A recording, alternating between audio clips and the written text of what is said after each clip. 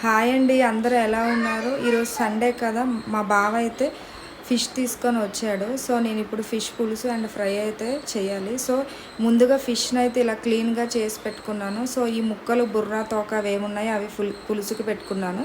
So ఈ మధ్య ముక్కలు ఏమున్నాయో అవి ఫ్రై కోసం అయితే పక్కన పెట్టుకున్నాను.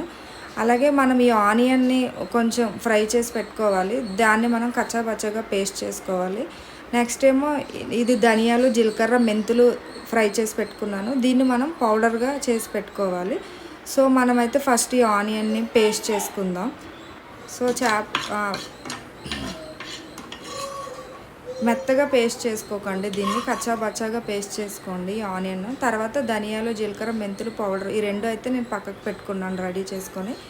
తర్వాత అయితే చేపలు మ్యారినేట్ చేసుకుంటున్నాను. మ్యారినేట్ కోసం పసుపు, ఉప్పు అలాగే కారం వేసుకుంటున్నాను. సో చేపల పులుసుకి మనకి కారం ఎక్కువే పడుతుంది. కారం ఎక్కువ ఉంటేనే మనకి కొంచెం పులుసు టేస్ట్గా ఉంటుంది. సో మ్యారినేషన్ అంటే ఎక్కువ టైం ఏం కాదు, జస్ట్ మనం ఈ ఆయిల్ వేసి ఆనియన్ ఏదైతే ఫ్రై చేస్తామో ఆ 5 మినిట్స్ దీన్ని మ్యారినేట్ చేసి పక్కన పెట్టుకోండి. టేస్ట్ అయితే చాలా బాగా వస్తుంది. సో మనం ఇది మ్యారినేట్ చేసుకొని పక్కన పెట్టుకుందాం. ఈలోపు అయితే పెనం పెట్టుకున్నాను.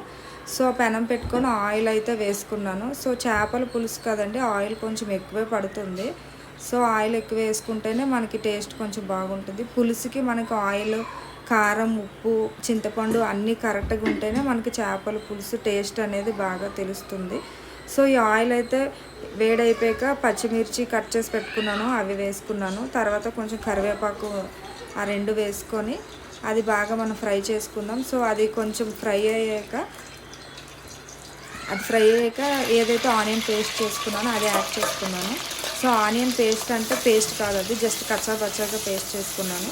ఆల్రెడీ మనం ఇది ఆయిల్లో ఫ్రై చేసి పెట్టుకున్నాం కాబట్టి అంత ఎక్కువ అయితే ఫ్రై అవ్వాల్సిన అవసరం లేదు. సో లైట్గా ఆయిల్లో ఫ్రై చేసుకున్నాక 1 spoon ginger garlic paste add చేసుకోండి. సో అది కూడా మిక్స్ చేసుకొని ఒక 2 మినిట్స్ ఆయిల్లో దాని పచ్చి స్మెల్ పోయే వరకు అయితే ఫ్రై చేసుకోండి. అది బాగా ఫ్రై అయ్యాక మనం ఏదైతే ఫిష్ మ్యారినేట్ చేసుకున్నామో అదే అందులో యాడ్ చేసుకుందాం. సో చేపల పులుసు ఏంటంటే మనం వెంటనే తినే కన్నా ఇప్పుడు ఆఫ్టర్నూన్ చేసుకుంటే నైట్కి తింటే దాని టేస్ట్ చాలా బాగా ఉంటుంది. సో ఇప్పుడు అది ఫ్రై అయిపోయింది. సో నేనైతే మ్యారినేట్ చేసుకున్న ఫిషెస్ అందులో యాడ్ చేసేసుకున్నాను. సో యాడ్ చేసుకున్నాక ఒక 5 మినిట్స్ అయితే అందులో మగ్గనిచ్చాను, ఆయిల్లోనే.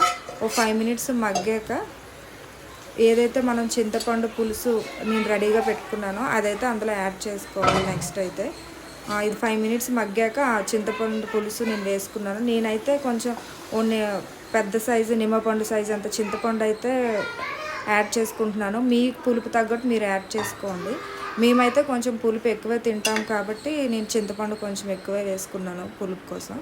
సో దీన్ని అయితే బాగా బాయిల్ అవనివ్వాలి. ఆ పులుసు వేసిన తర్వాత బాగా బాయిల్ అవనివ్వాలి దానికి. సో ఇప్పుడైతే బాయిల్ అవుతుంది చూడండి.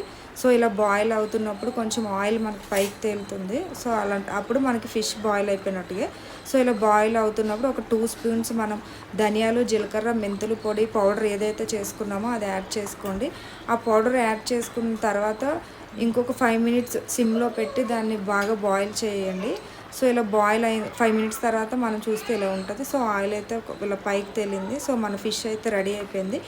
లాస్ట్లో కొత్తిమీర వేసుకొని గార్నిష్ చేసుకొని స్టవ్ ఆఫ్ చేసేసుకుంటే మన ఫిష్ పులుసు అయితే రెడీ అయిపోయింది. సో ఈ వీడియో కనుక మీకు నచ్చినట్టుగా అయితే సబ్స్క్రైబ్ చేయండి, అలాగే లైక్ చేయండి.